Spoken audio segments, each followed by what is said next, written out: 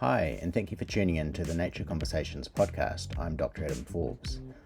I'm a forest ecologist who specialises in the restoration of New Zealand's forest ecosystems. This podcast isn't about me, however. The purpose of the Nature Conversations podcast is to capture knowledge and insights from remarkable people and to profile important issues for ecology and nature conservation. In this episode, I'm joined by Professor Ian Dickie, and we discuss mycorrhizal fungi, the underground partnerships between fungi and plants that shape nutrient cycling, forest regeneration, invasive species dynamics, and restoration success. We explore how these hidden fungal networks influence ecosystems, what restoration practitioners should be paying more attention to, and why understanding soil biology may be critical to the future of ecological restoration. So I think that's the challenge for the future, is how to ensure that the soil that we're using in our nurseries is at least as eco-sourced or as appropriate for the site as the plant material. That's, the other half of what's in that pot. I think we need to consider the world we live in to be a fungal world. Fungi are on land the second most abundant group of organisms after plants. They've got a higher biomass than all the animals combined. And in terms of species, we have more species of fungi than all the animals on the planet. It's just an enormous group of organisms with an enormous biomass and enormous ecological role. We live on a fungal planet. We just have to get used to that fact. The area I lived was on the side of a volcano, and some of the hilltops were bare and had been bare for 100 years. And I just got really interested in why some areas weren't growing.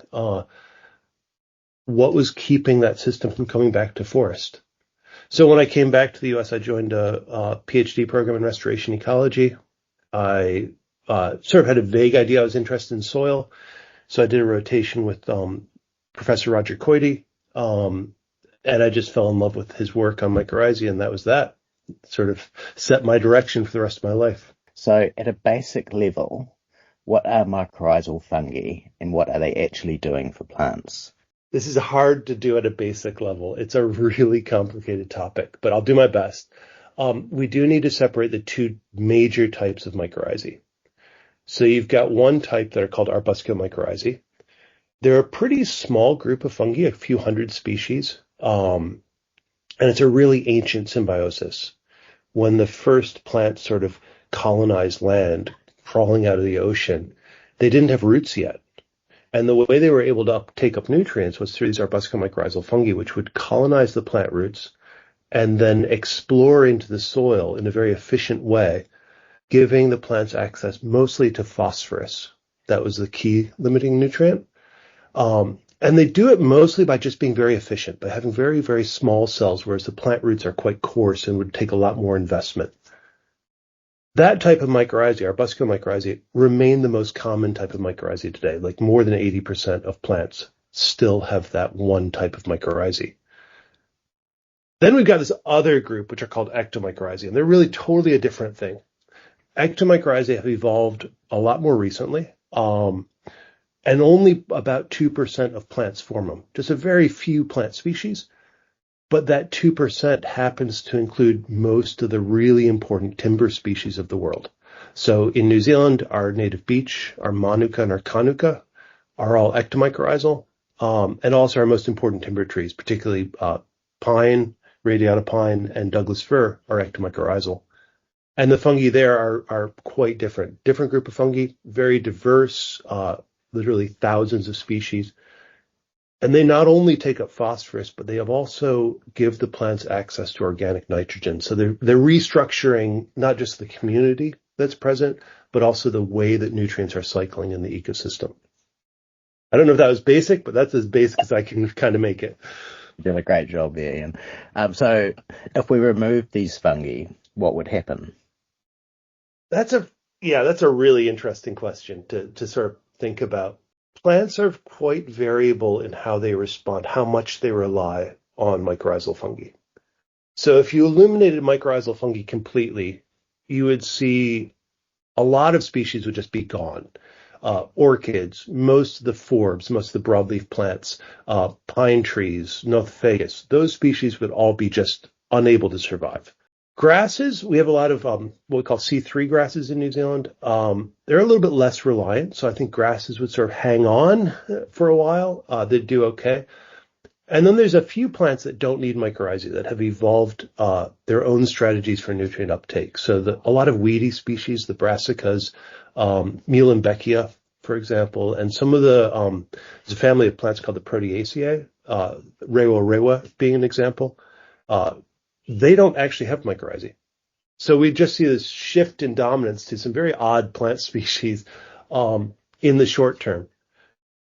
Longer term, though, mycorrhizae are not only directly benefiting the plants that they're on, but they're also driving the weathering of phosphorus from rock and also the recycling of nutrients in these systems. So even the plants that don't directly rely on mycorrhizae, I think over the long term, you'd see this decline in the ecosystem function. So when we plant trees or try to restore ecosystems, how much success actually depends on these fungal relationships? It really depends on a couple things. What's the state of the ecosystem you're trying to restore? Is it currently vegetated or is it currently bare?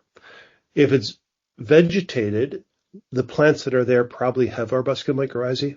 And so for the arbuscular mycorrhizal species, which is most of the broadleaf species, and also the podocarps, you'd probably be able to plant them in and they'd do okay.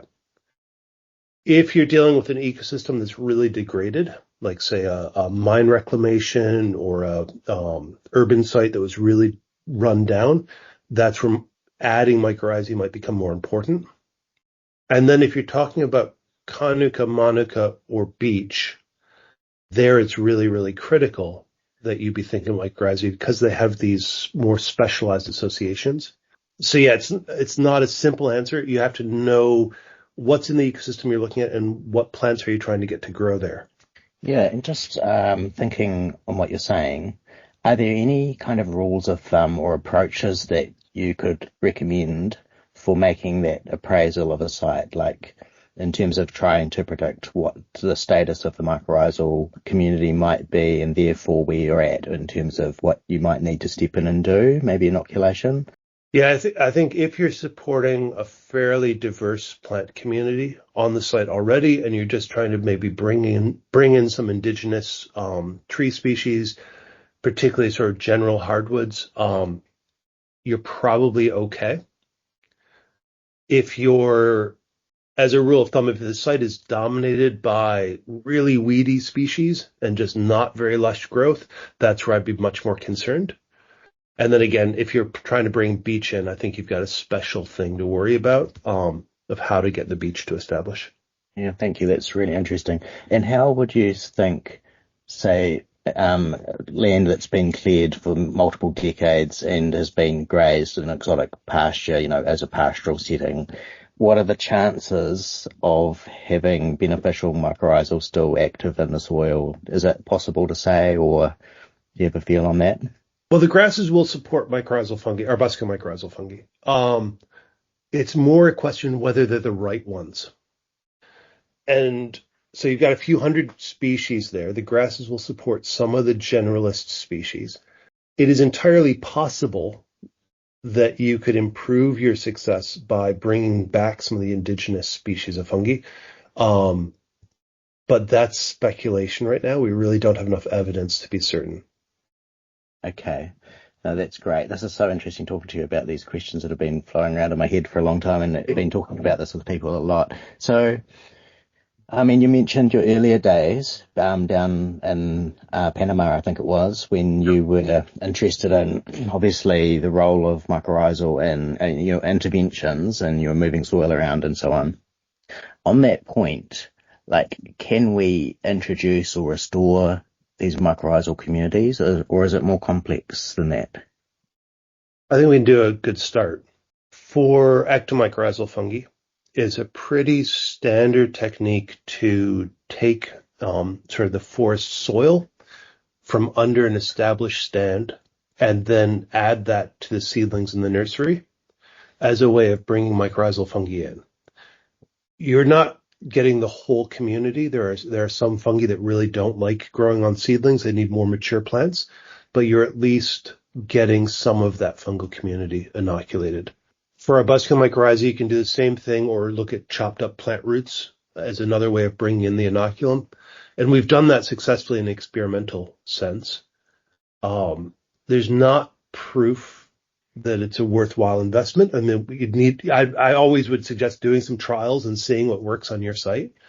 And maybe talking to scientists to record the data so we could actually then have the proof for the future.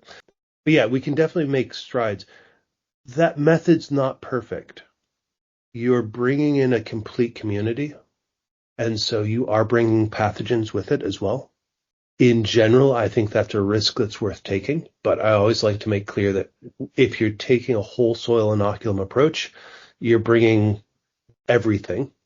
To me, that's fine. You're bringing back the native ecosystem. The native ecosystem has pathogens as part of it. There are native pathogens, but it can kill your seedlings, and you just have to be aware of that risk. Great. Thanks, Ian. That's really interesting. So I understand part of your research, a large part of it, I guess, has been looking at plant invasions and the role of the below ground ecosystem in plant invasions. How would you say mycorrhizal fungi can influence the success of exotic plant invasions? Yeah, as everything, it comes down to which plants you're looking at. But the ones I've looked at most have been pine trees, wilding pines, and a couple other ectomycorrhizal plants as well. And there, I'd say mycorrhizal fungi are absolutely driving the invasion. And we can come down to one particular group of fungi. They're called suillus or sticky buns. That those fungi are always present at the earliest stages of invasion everywhere around the world. And the spread of those fungi is the thing that's allowing pines to establish and grow. Unfortunately, those fungi are also eaten by possums and deer, and their spores are really good at being transmitted through the animal gut. And then once they get into an ecosystem, they tend to really persist for quite a few years as spores.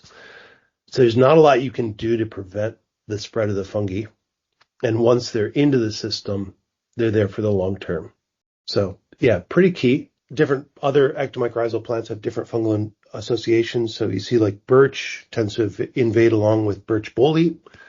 And we've shown that alder is invading with another specific fungus on it. So it seems a general pattern that these invasions are being driven by quite specific ectomycorrhizal fungi.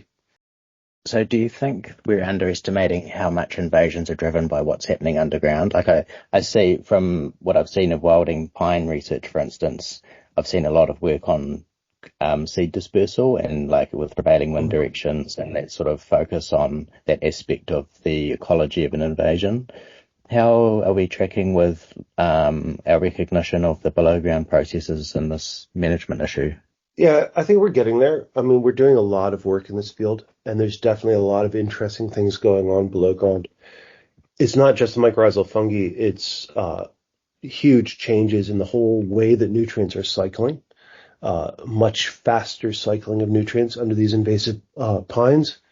We're also finding that pines are interacting with invasive grasses. So we're getting this feedback loop where soil conditioned by pines tends to favor the exotic grasses, and then soil conditioned by the exotic grasses is actually favoring the pines. So we're in a sort of horrible meltdown loop between those two. You control the pines, exotic grasses come in, and then they just facilitate the pines coming back. But I think our bigger problem is that we tend to oversimplify. And I'll just give one example if I can. We've had this idea for a long time of enemy escape. The idea that when a plant is invasive, it does well because it has fewer pathogens. It's a very simple and very compelling idea. But when we've looked at invasions in New Zealand, the plants we have that are our worst invasive species have been here for a long time.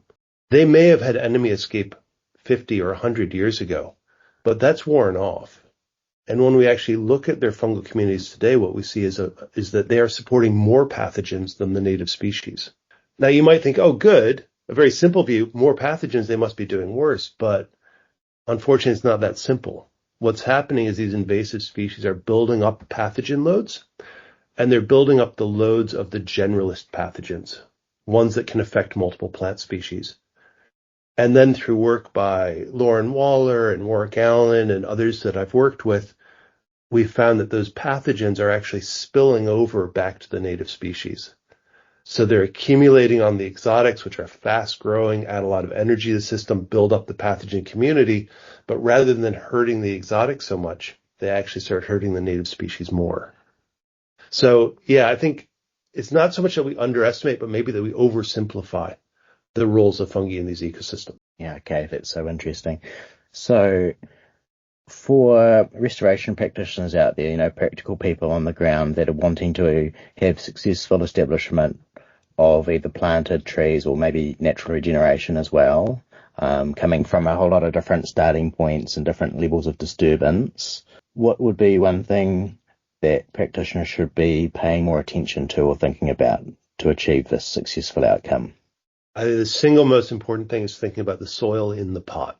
Because when you bring an indigenous plant species from the nursery to your site, you're bringing one plant, but you're bringing hundreds or thousands of additional species in the soil. And if your soil is being sourced from an urban compost, who knows what you're bringing in with that one plant? You could be bringing lots of stuff that you don't want at that site. So I think that's the challenge for the future, is how to ensure that the soil that we're using in our nurseries is at least as eco-sourced or as appropriate for the site as the plant material. That's, the other half of what's in that pot. I had a funny experience of helping out with a restoration planting. And I pick up my plant to go plant, and it's got a morel growing out of the pot, which is a delicious edible fungus, but does not belong in our indigenous ecosystems. So I'm like, oh, what do I do? Do I plant this? Do I not plant this? So yeah, we just really need to think about that side of it. What's going on in that soil in the pot? Is there a way that you can make the soil appropriate for the site? And would the best scenario in an ideal world be to have essentially a basis of a natural forest medium, soil from a natural forest? Would that be like the ideal scenario for a starting point for a potting medium? Yeah, I'm working with some colleagues on just that. How can we reestablish a more indigenous soil community so that when you're bringing the plants out of the nursery, they're pre-supplied with both appropriate mycorrhizal fungi and also free from any things that are not native to the ecosystem? I guess it's hard in a practical sense because, as far as I'm aware, that's pretty much all invisible, apart from your example of a fungi that had become, above the surface. It's hard to know what you're dealing with and whether there are issues, whether it's been done well. So yeah, I mean, the validation would be hard, but I think that showing good practice, and then just, you're sort of assuming that the good practice works. But if you can, a combination of sterile soil and then a little bit of inoculum from native stands, you should be at least better than we are right now, even if not perfect. Are you aware of any issues around nutrient addition, say like fertilizer tabs, to the health of mycorrhizal networks? Yeah, that's a big issue. There are a number of things we do that are beneficial, at least in the short term, to our plants, but that might be harming the below ground networks. So fertilizers will tend to suppress mycorrhizal fungi. Fungicides are obviously a big deal. So if you're spraying fungicides in the nursery to control pathogens, you're also going to be setting back the beneficial fungi. In a more agricultural sense, tillage, any sort of plowing of the soil is going to break up mycelium in the soil and impact on mycorrhizae. Also crop rotations. If you're rotating into a brassica crop, you're going to really suppress mycorrhizal fungi in the soil. So lots of things we do that we do for good reason, but they do have an impact on the fungal community. If there's one idea you'd want people to walk away with about fungi and ecosystems, what would it be? Can I have two ideas? You can say again. First, I think we need to consider the world we live in to be a fungal world.